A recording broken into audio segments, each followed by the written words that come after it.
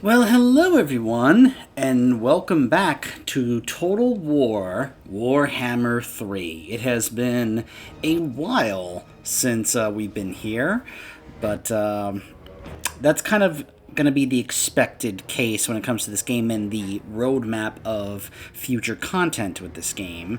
Now, I don't think anything official has come out yet, but I did see on, I think it was a Reddit post, a supposed roadmap for this upcoming year of 2023, which is expected to be that this is currently patch 3.0, which introduces a new faction, and I'll talk about that in a moment. But some are expecting that the next patch will be like a major bug fix patch, and then we won't get some more actual content until the next big patch, which of course will be another DLC, Lord or faction or whatever. But this is a big one. This is a very big one. Because this is something that has been hyped up, at least for me, it has come across to me as someone who is not a very knowledgeable person when it comes to Warhammer, as a faction that many people were very, very, very, very excited and hyped to get added to this series at some point. Ever since the first Total War Warhammer game, I have heard people talk about the Chaos Dwarves, and it's been a constant mention and reference.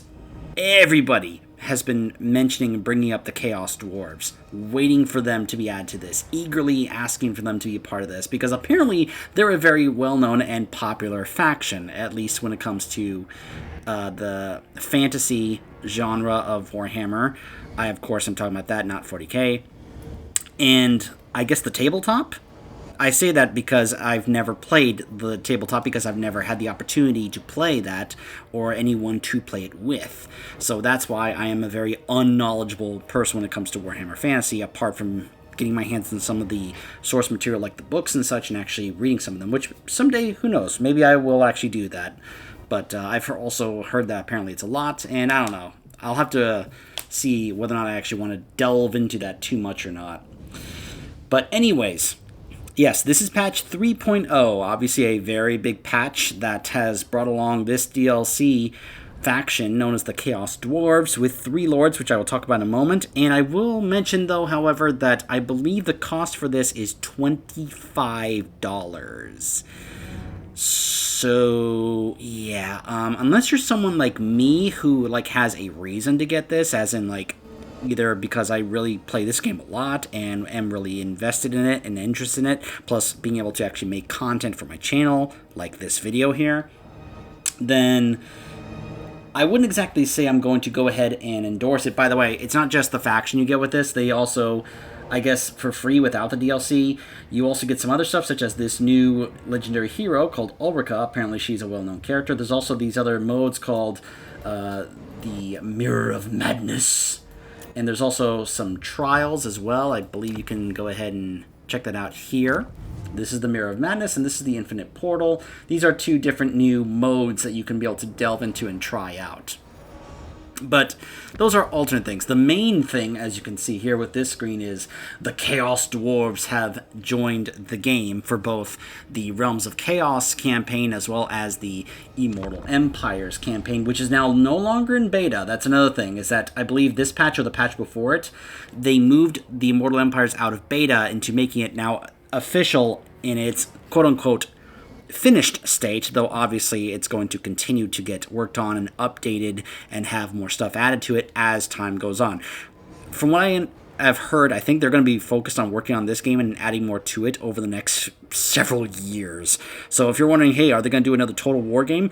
I don't know if they really need to or should, considering how huge and monumental of a project this has been over the past several years. But anyways, like, I'm not necessarily someone who's interested in a new Total War game that takes place in another historical time period like Three Kingdoms, because I can't really go back to any of those with this. The only way I could be excited is if they then announce, hey, you know that mod, that overhaul mod for, I believe it's Medieval 2, that lets you change the entire game into Middle Earth and those factions? Yeah, we're going to make an actual official Total War Middle Earth game.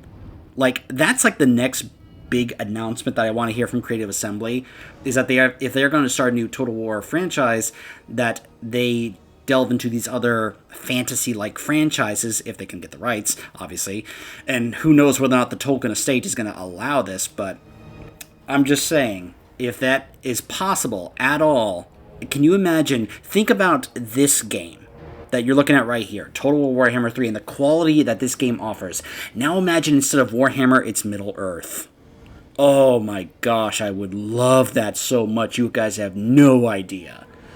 But anyways, when it comes to how they work in, say, the Immortal Empires, it's basically, they get put into the sandbox area. They don't really have to do the main campaign story stuff, and, well, it's obviously bigger and vaster and such, so. But anyways, what I really want to show you guys, however, is how they are in the Realms of Chaos. Now, I should say at this point, I'm kind of tired and done with the Realms of Chaos main campaign. I've done it a few times now. I even recently in this patch, with mods, by the way, I should say, and I have actually disabled all of my mods because I was having a weird bug not being able to actually show you guys some of the stuff about these lords when it comes to their lore, like in this section here.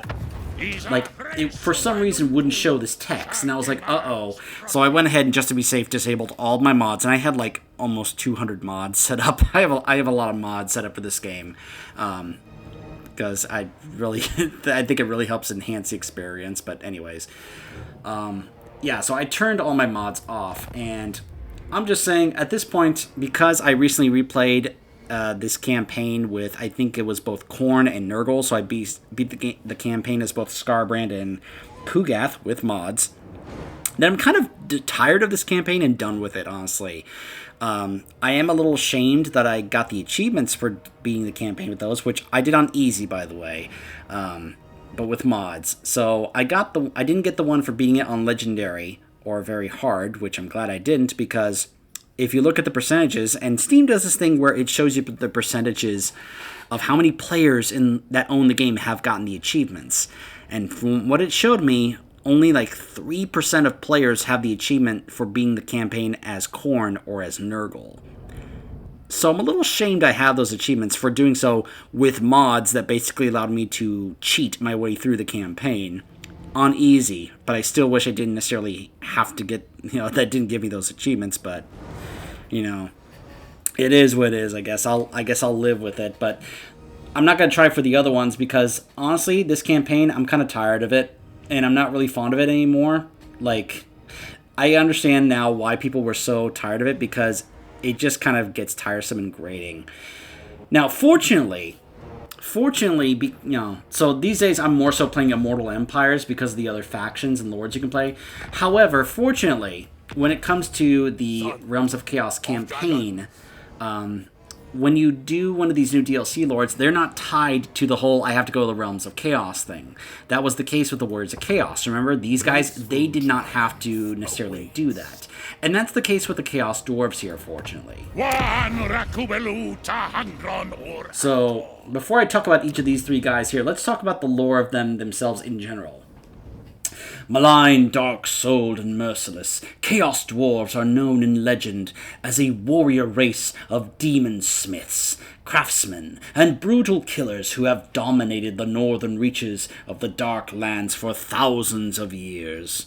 Long separated from their fading kin of the West, the Dawi-Zar have given themselves over to their dark master, Hashut, and allowed chaos to work its twisted terrors on their minds and souls, transforming them into a calculatingly cruel reflection of what they once were. They are deeply learned in the sorcerous arts and obsessed with the control of hellish forces and fires of the deep earth, combining dark lore with artistry and skill for metalwork and industry. Thus, the Chaos Dwarves have produced a bewildering variety of strange and infernal war engines, demon-bound weapons, and deadly tools of war, and their power grows still. So, that's their faction, like at least some of the lore about their faction in this game. Obviously, there can be more, and one of the cool things I like finding mods that add more in terms of even the learning experience when it comes to this source material and such. Like, I found one that adds, like, more lore, like, just, like, when you get certain, like, lords or capture certain settlements, it provides extra lore about them, because there's apparently lore on so much when it comes to this universe. It's kind of crazy. So that's for them in general. Now, the 3 lords that you get to choose here are Ostrogoth Ironhand of the Disciples of Ashut, Gul Tadrashkazard, Drazhoath the Ashen of the Legion of Asgorth, Mord Grimbasishma, and Zatan the Black, the war host of Zar. So, let's kind of go ahead and let's go through, I guess, in order of my least to my favorite, and then I'll show you guys my favorite. And if you're wondering, yes, the intro cinematic we're going to be showing is slightly different, but only based on your lore that you choose. But for the most part, it's mostly the same. It just changes which of these 3 is featured in the cinematic. So let me start off with the one I like the least of these 3. It's this guy here, Zatan the Black. So he's the melee guy. When it comes to how each of these 3 function in terms of how they play, he is the melee guy. He is the Queek of this, of the Chaos Dwarves. He's the Krokgar. He's not the spellcaster. So he's gonna go in there with his weapons and be the melee guy. So what is his lore? Acts of the most cruel and heartless nature are everyday occurrences in the plain of Zarduk. Thousands of slaves endure unimaginable agonies in the pits of Zar, mining out the poisonous wealth amidst choking fumes and impenetrable darkness. In the workshops of Zar Nagrund, untold laborers are worked to death in their chains so that their masters can enjoy a lifetime of ease. The hobgoblin overseers in the Vale of Woe beat their pitiful charges so that their flesh hangs from their backs like bloodied rags.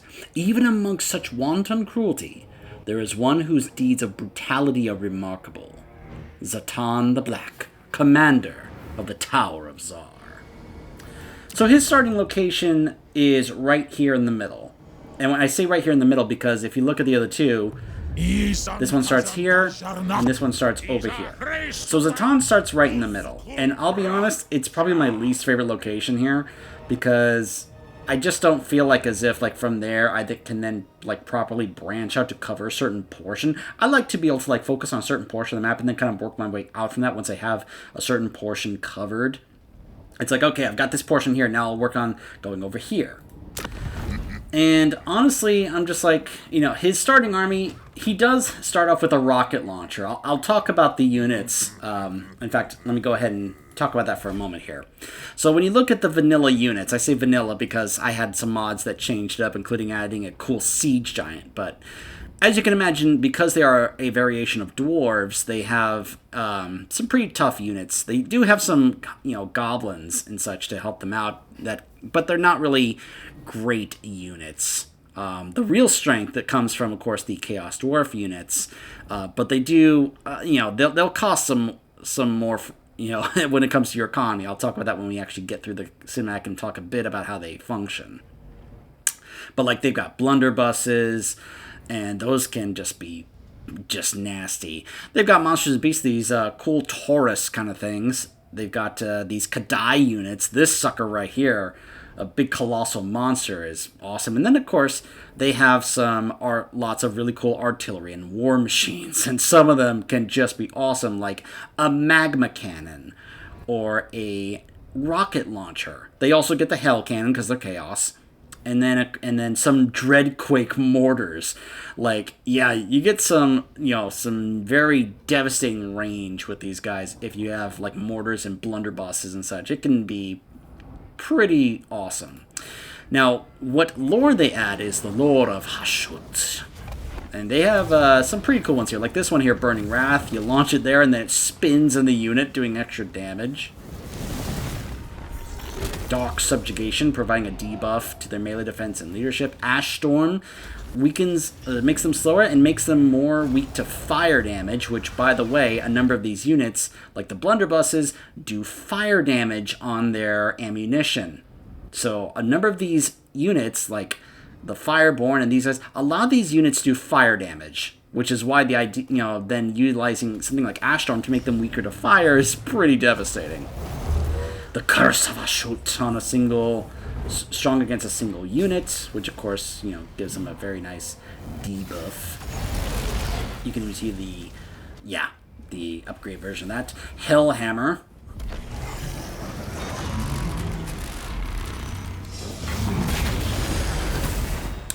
Yeah. Yeah. Yeah. Bam! Just holy mackerel. And then the Flames of Asgorth. Just like a big explosion. Like, yeah, Lord of Ashut is pretty, awesome, pretty great to look at.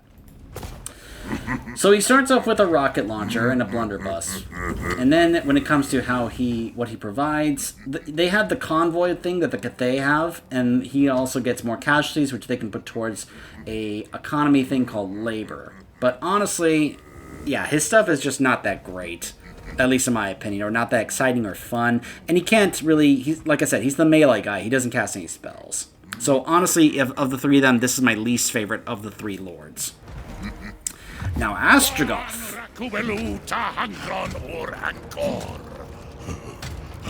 As you can see, he requires a bit of help, but there's a reason for that. The most feared figure within the great conclave of Ashut's priesthood is the High Priest himself, Drazhoath Ironhand. Once the most potent sorcerer to walk the plain of Zar in 1,000 years, his body now succumbs to petrification, an indication of his slowly waning powers. His legs having long ceased to work, Ironhand has constructed a mechanical device by which he is transported from place to place, and his completely petrified hands have been replaced by machinery grafted to his body.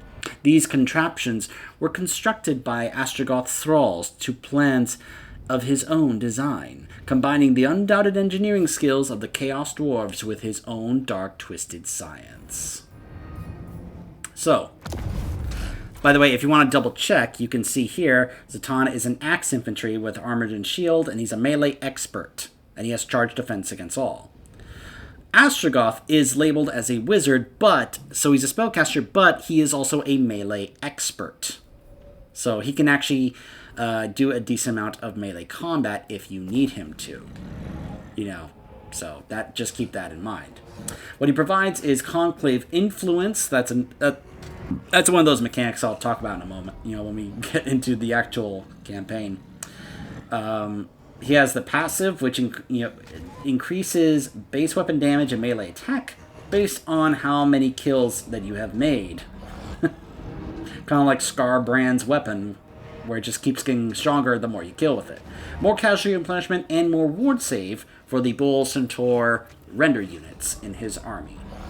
He starts off with one of those, and a blunderbuss and a Chaos Dwarf Warrior Great Weapon. This is his starting location, a bit more to the left, a bit more west, closer towards where the old kingdoms like Kislev and the Empire and the Dwarves would be over here. So he can be able to kind of focus on this area here. Plus, this is kind of like that little branch here where it kind of this is where the northern Chaos Wastelands parts go. And then, of course, you get to the more northern Chaos area over here. So if you want to kind of solidify this area, be like, no one goes through here without going through my territory, you can do that with him. As, by the way, he doesn't have a mount, and Zatan the Black just has he has a couple of generic mounts, which are these things here. He can get a Great Taurus mount, which is a little bit armored up, and he can get a Lamassu, which is a bit odd looking. But then, if we get to, then we move on to what has become my favorite of the three.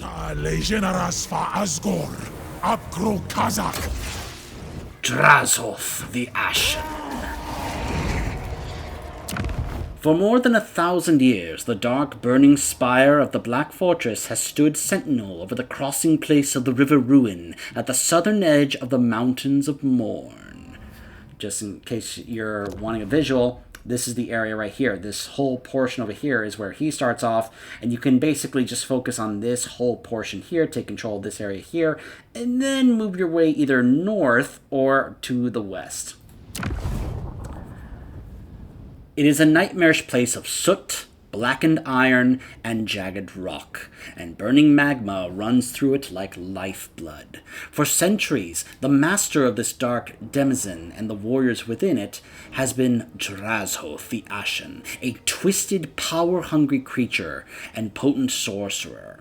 Drazhoath was first sent to the Black Fortress, that's the name of his location, which I think is a great, awesome name for your starting base, the Black Fortress, in effective exile after losing favor in the brutal politics of Tsar Nagrund as a minor hellsmith, but has since risen to become its lord through his innate cunning and bitter, ruthless ambition.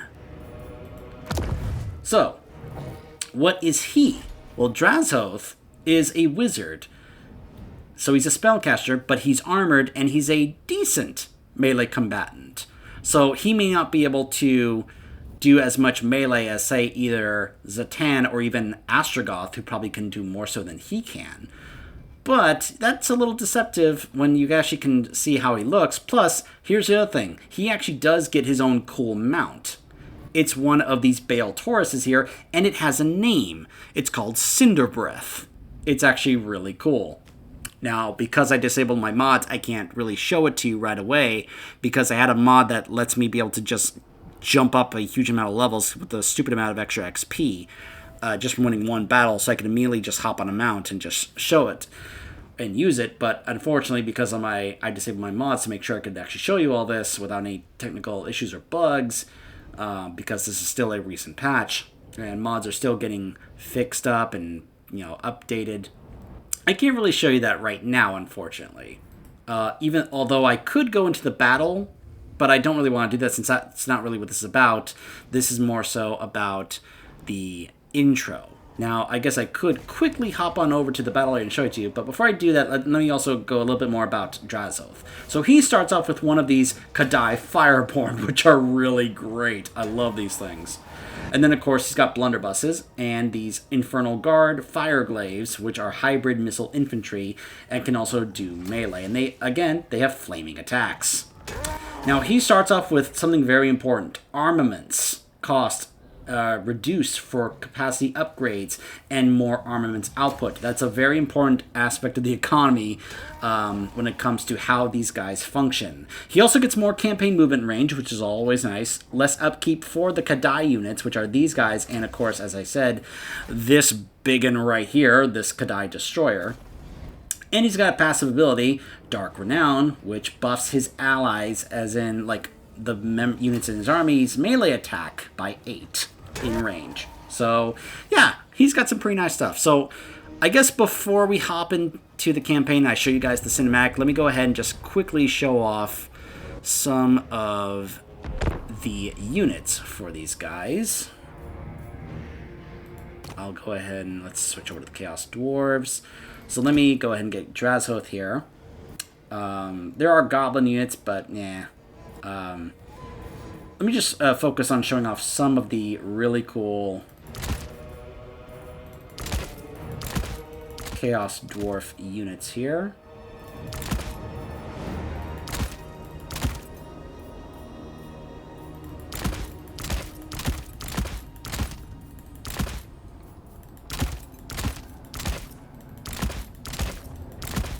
By the way, there's a mod for a unit that lets you have like 19 Dreadquake mortars just as one unit. It's absurd.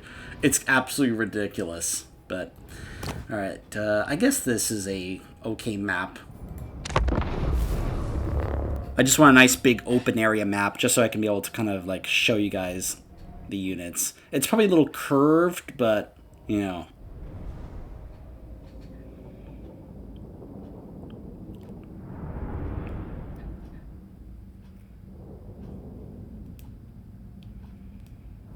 An open area with like no trees and such is fine enough just to show off some of the units and how they look. I could have included some of the goblin units, but let's be honest. Do we really care about looking at goblin units when it comes to a Chaos Dwarf army? I don't think so. At least I'm not. So these guys are not quite in a formation I'd like them to help show them off properly, but whatever. Oh my gosh, I am an idiot. I just realized I totally forgot to put him on the mount, because I was going to show you the mount. I'm an idiot. I apologize. I really hope that kept my setup. It did. Okay, so there we go. All right. Now let's hop back into it. And I'll actually show you the army now, along with Cinder Breath.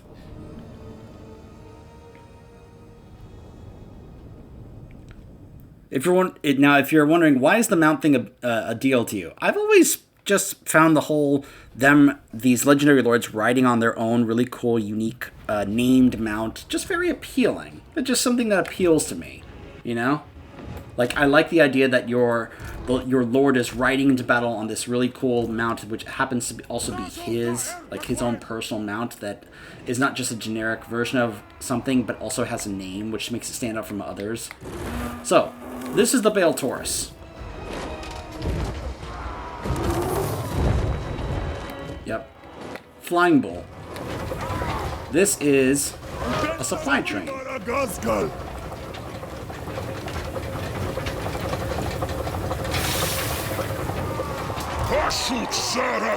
These are Infernal Iron Sworn. Magical Axe Infantry.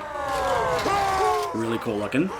This is the big boy right here, the Kadai Destroyer. He was in the cinematic that announced them, and oh, he is glorious. He is beautiful. I love big monster units in my armies, and just having, like, at least one of these is, like, almost mandatory for me. Because, yeah, I love the idea of having one of this in my army. I could just have him just charge into an infantry and just have him tear them to pieces. But that's me. Here are the Kadai Fireborn that I was telling you guys about. They're like chaos or demonically bound, and they're like actual fire beings from deep down below, and then it's like, I forget what the lore is, but yeah. Really cool. Infernal Guard, Fireglaves. You can see they've got those rifles there.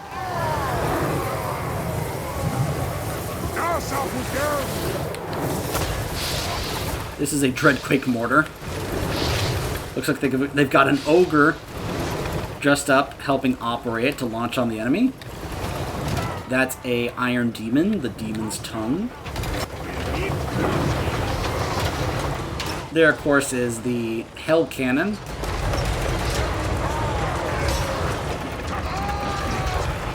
There's the Rocket Launcher.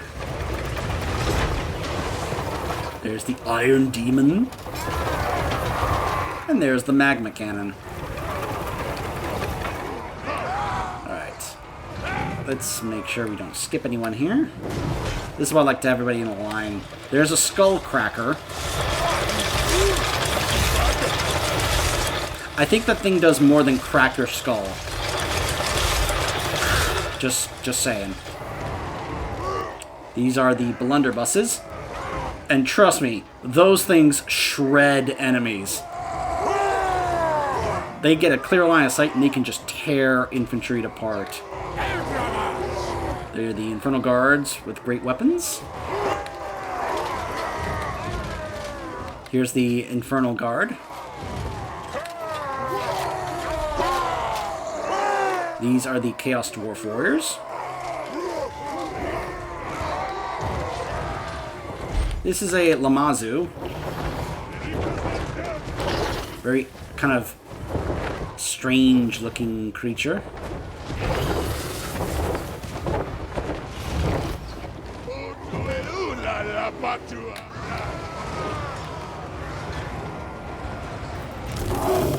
This is a Bale Taurus. It's basically like the Great Taurus over there, except you can tell it's a bit more on fire. And then, of course, we've got our main guy, Drazhoath here, which, as you can see, he's got a melee weapon along with a I'm gonna call it a wand because it's one-handed, not a staff for spell casting. But yeah, and then we've got his own Bale Taurus mount named Cinder Breath, which I think is really cool. So yeah. So yeah, really cool looking army units, which I always very much enjoy when the army itself looks really cool and has some really cool units. It just adds to the fun factor. Master of Fire. So as I said, the cinematic that you're about to watch is a little different only in regards to who it actually features. This is all fine. For the most part, the cinematic will be exactly the same no matter which of these three you choose, but who it focuses on or features as the main lord in the cinematic is all dependent on which one you choose. But it's really not that big of a difference, honestly. So, I know a number of people have chosen Ostrogoth and have shown off Ostrogoth. So, I'm going to be showing off the guy that so far has been my favorite. It could still change. I could still go back to Ostrogoth, or maybe even Zatan, who knows. But right now, my favorite is Drazhoath, because I like his faction effects. I like the stuff he starts off with. I like that he starts off with Fireborn. I like his starting location. I like that his starting base is called the Black Fortress. And I kind of like his lore, that he was an exile, and he has worked his way up to being the lord of this place, and he is determined to basically return to where he was cast out from and become their new leader. So, anyways, let's watch the intro cinematic campaign, for the campaign of Drazhoath, the Ashen of the Chaos Dwarfs. In his youth, the fearsome demon-smith Drazhoath lost favor amongst the sorcerer prophets, a victim of the savage politics of Tsar Nagrund. For this, he was exiled from the heart of the Chaos Dwarf Empire to the Black Fortress in the distant reaches south of the Mountains of Morn.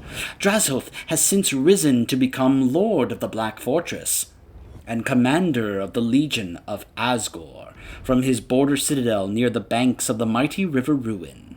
Looking again to the Tower of Fire, he seeks revenge against those that exiled him. A method for Drazhoath the Ashen to return home now presents itself, not as a penitent pilgrim, but as the rightful and irrefutably brutal lord of Tsar Nagrund. I think it's also pronounced Tsar Nagrund, but when I see that, I think it's pronounced Nagrund. Plus I think it actually sounds cooler pronounced that way, but whatever.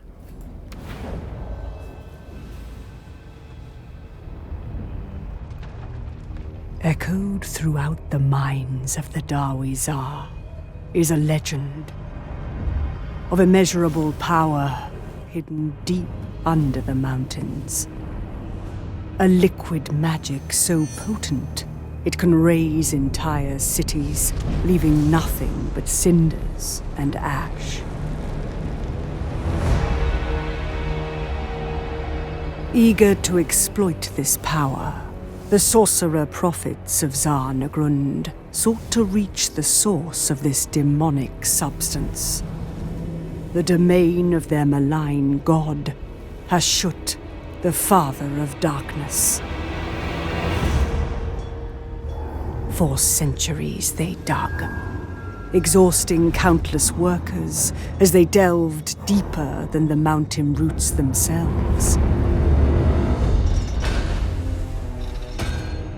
2 ashen moons ago, in the depths of the darkest pit, a discovery was made.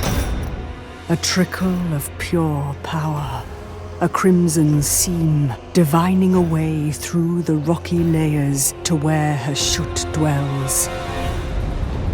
And so, it was bottled in a vessel of infernal design, rushed to the surface through the fires of industry to the highest authority.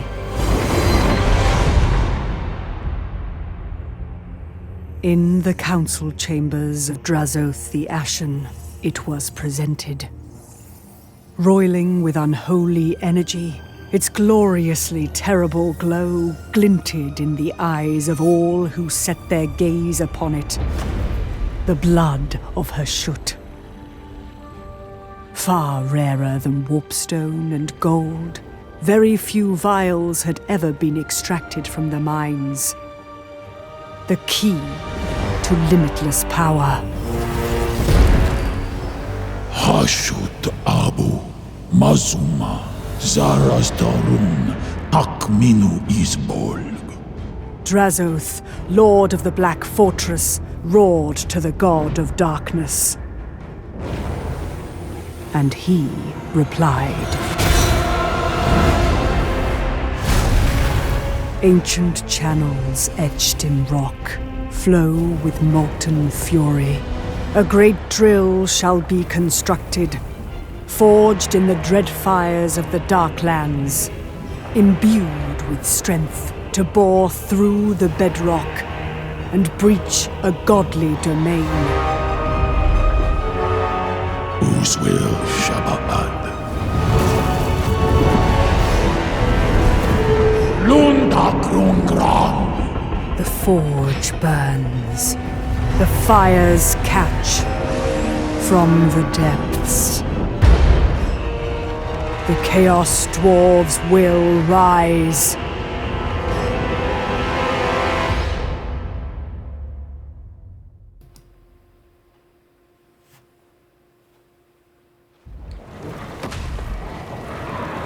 Zarnagrand, the center of power, but another grows to challenge it. For in the south lies the Black Fortress. Ruled by the exiled sorcerer Drazhoath, it has recently come under threat from hungry migrating ogres. They pour forth from the mountains and should be stopped at all costs. Yet this threat will be of little consequence once the Great Drill is operational and fully powered.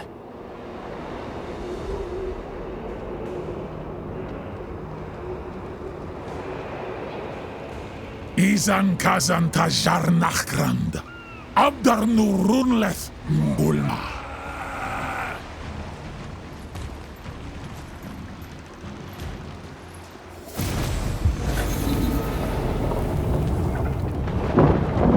The launch site is made ready at a speed so furious, it becomes a mass graveyard for hundreds of exhausted workers. Expendable lives, for only the drill is of concern. The remaining construction must be imbued with dark sorcery, for the blood of Hashut lies not only in the darkest depths of the world, but in a godly domain where no mortal engine can reach it. 4 dwarf relics are required, each to be corrupted in the forges of the demon-smiths. Only then shall the drill summon power enough to shatter solid rock and the foundations of reality itself. As the abhorrent relics lie undiscovered, a sacrifice must be undertaken to gain Hashut's blessing and reveal their locations.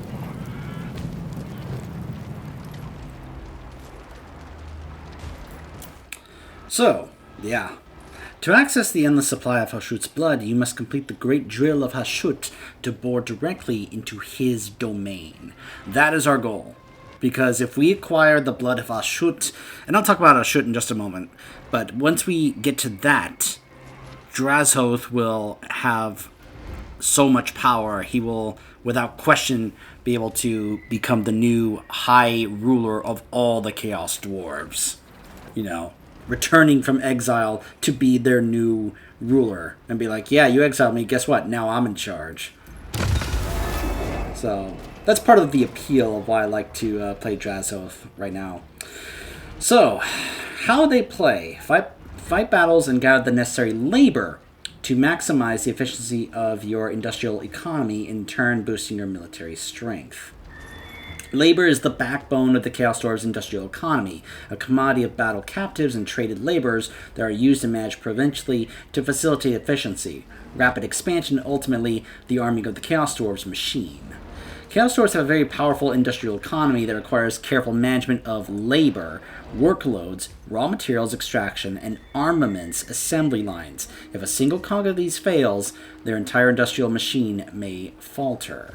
Spend armaments in the Hellforge, I like how it even highlights it down there, to increase the unit capacities and strengths.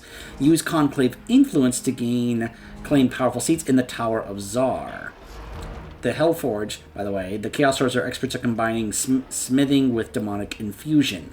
Feeding their assembly lines of armaments into the Hellforge, they equip new troops and modify their weapons and armor and war machines to enhance them with different effects. Chaos Dwarf Sorcerer Lords vie for power and domination by competing for seats on the Conclave of Evil, located in the Tower of Zar. Seats enable powerful rewards for controlling factions as they seek preeminence in the eyes of Ashut, but also benefit Chaos Dwarves when entire districts of seats are controlled. Dispatch military convoys to locations across the world, and navigate risk en route to benefit your industrial economy. And you can learn more about the Chaos Dwarves here as well. So first, we have to get this sucker made. So this is basically similar to the campaign that the Tomb Kings had back in 2, which was you would look at this map and you would see... Now, right now, all it shows is the drill construction site. Once we do the quest to win a battle to set up the drill, we're then going to get a thing saying you now have to go collect 4 relics to power the drill in order to win the campaign. And there will be 8 relics total. 4 of them you can claim for yourself, 4 of them you can put towards the drill. And whether or not you put it towards the drill for yourself will give you different benefits. So planning out what you're going to do with each relic when you go get them is kind of important in that regard. It also, if you get certain ones, it'll actually make the final battle easier to kind of like make some others not actually show up. So like I said, this is our boy Drazhoath with his weapon and his scepter, I guess you could call that. He does have a few different quest items that you can be able to get here. The Graven Scepter, the Demon Spike Crucible, and the Hell Shard Amulet. So, and then as I said, Cinder Breath is right here, which you can also get. The Hellforge, as you can see here, this is kind of like similar to, I mentioned the Tomb Kings, the capacity upgrades. This represents how many you can have total.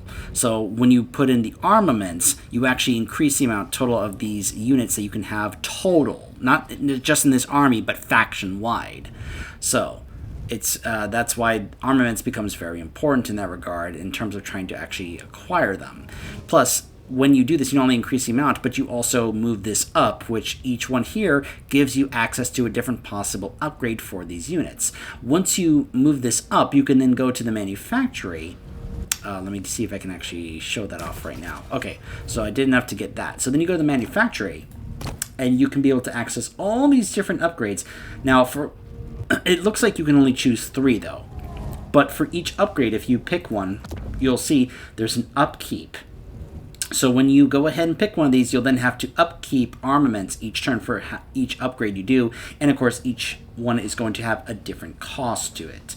And there, of course, is one for different categories for each of the different types of units that you can have here. So this is why the whole armaments thing becomes very important.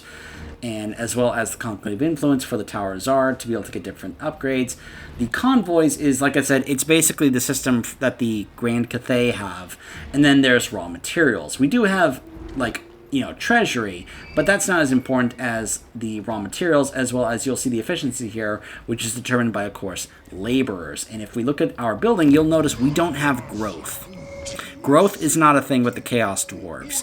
It's all about the raw materials, as well as the workload and the labor. And labor is something you can get by, of course, basically enslaving your enemies when you defeat them. You can defeat them, and then you can choose to make them laborers.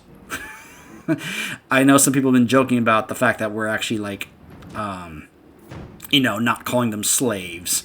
We're just, no, they're laborers. It's a different term. We're not evil. We are. We're chaos, but come on. We're not that bad, but yeah.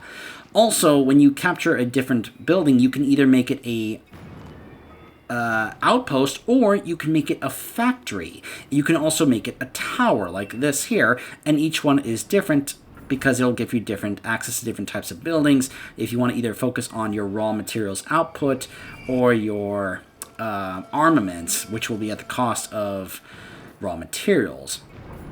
And you can also be able to even transfer the laborers when it comes to different provinces. You can actually send laborers from one province to another to balance out and increase your efficiency. Now, this will cost you money, but that is something you can do to kind of work on that. Like I said, when I first saw this, I realized how intensive they were when it comes to their economy, how focused they are. And like vanilla-wise, I was looking at this, I'm like, oh, crap, this is going to be a little tough and complicated for me. Now, fortunately for me, I've gotten some mods that can really help me out in terms of like economy, so I don't necessarily have to worry about doing it that well, and I can just focus on just having fun, buffing up my army, getting the upgrades, and just making a cool army and just having fun in that regard. But yeah, so they are quite involved when it comes to their economy side and when it comes to the strategy and tactics involved and how they work. There is something I don't really like that I wish that was added into the game, but it wasn't. Fortunately, there is, of course, mods to help out with this. One of the mods I found that I really liked was adding a whole new form of corruption to the game called Corruption of Hashut. Now, let me take a moment to talk about Hashut. Because from what I understand, Hashut is not amongst the big four when it comes to the Chaos Gods, like Khorne, Nurgle, Tzeentch, and Slaanesh. Like, those are the big four.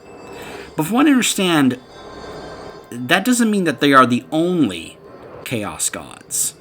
So, apparently, from what I understand, Hashut is considered a Chaos God, just not on the same tier as those four. Like, think of it this way. I'm going to make a comparison to Diablo from Blizzard in this regard. If you know Diablo lore and the story, you probably may know about this, but in Diablo, there are 7 Lords of Hell. And there are 3 major ones that are considered the primevals, and then there are the 4 that are kind of lower level than them, which are like the minor Lords of Hell. Diablo, Baal, and Mephisto were considered the major Lords of Hell, and then Azmodan, Belial, Andariel, and Duriel were considered the minor Lords of Hell. They were strong and powerful Lords of Hell, they just weren't supposedly not on the same tier as the other 3. The other 3 were more powerful and higher tier than they were. So think of it like this. Khorne, Nurgle, Tzeentch, and Slaanesh are the 4 major Chaos Gods. And then Hashut is like lower tier, but he's powerful, but not as powerful as them, supposedly. From what I've heard, he is the Chaos God of fire, greed, and tyranny. And his likeness is, as you saw, a bull. Hence why there's a lot of bull kind of aesthetic and motif when it comes to the Chaos Dwarves, and of course their Taurus units. His title is the Father of Darkness, and he is the only one that the Chaos Dwarves worship. They don't worship Khorne or any of the other Chaos Gods. The only one that they worship and follow is Hashut, and they are Chaos Dwarves. So, of course, the idea is that, that Hashut is a Chaos God, just not on the same level as the other 4. He's powerful. Let's not kid ourselves. After all, we're kind of like seeing an example of this in the intro cinematic, plus as we continue through this campaign. But if we were to say compare him to Khorne would still be more powerful, but Hashut is still... I hope I'm making my point here, that let's just say that Hashut is a Chaos God, just not on the same level as the other 4, okay? So I'm just pointing that out. And so I liked that there was a mod that added a whole new form of corruption called the Corruption of Hashut, rather than just Chaos and Divided. I thought that made it more unique, and more immersive in that regard, and just made more sense that, of course, they would be spreading the corruption of Hashut rather than just Chaos Undivided like Daniel does.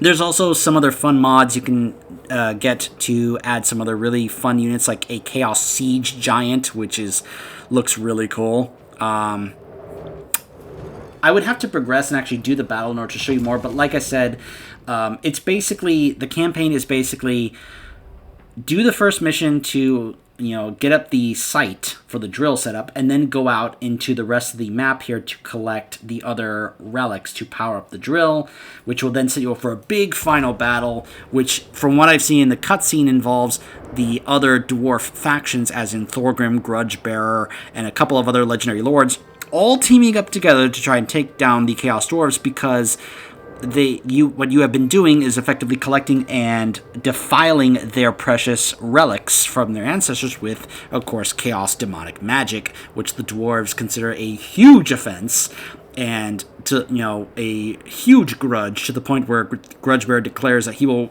tear out all the other pages of the Book of Grudges just to settle this one grudge with the Chaos Dwarves because of how offended they are by this. It becomes a cool epic finale. In fact, some have said that the end that Grudgebearer gets in that cutscene should be a more fitting finale for him canon-wise compared to the actual canon ending he got in, I think it was either End Times or Age of Sigmar. Whichever one had Grudgebearer getting killed kind of comically by a Skaven or whatever. But yeah, it's a big finale between the regular dwarves and the Chaos Dwarves, with your chosen legendary lord becoming the new ruler of Zar. I think she said Nagrund, but I prefer to call it Nagrund. I just like how that sounds better. Excuse me. Well, I can tell I probably need to cut this off because I'm still under the weather. It's allergy season, and that hit me pretty hard, and my throat is starting to hurt from all this talking, which is not, considering that I have been coughing quite a bit, I probably should not be doing this that much right now. So, but I wanted to get this done and get this out. It was bugging me.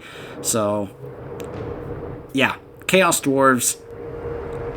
I'm not going to say go ahead and grab it when it's costing $25. I would say put it on your Steam wishlist and wait for an email of Steam telling you, hey, it's on sale. Wait for it to be half off or something. Those sales happen all the time on Steam. So just put on your wishlist, be patient, wait for it to go on sale, and then go ahead and grab it. If you want a faction with some cool, fun army units, as well as a very interesting strategic layer to how they play it economy-wise. Plus, like I said, they don't have to deal with the whole I have to go to the Realms of Chaos thing. This whole thing here with, the Chaos Realms here, they don't have to deal with that at all. That has nothing to do with this campaign. It's all about this drill and getting Dwarven relics to power it. That's it. Nothing about going to the Realms of Chaos or any of that.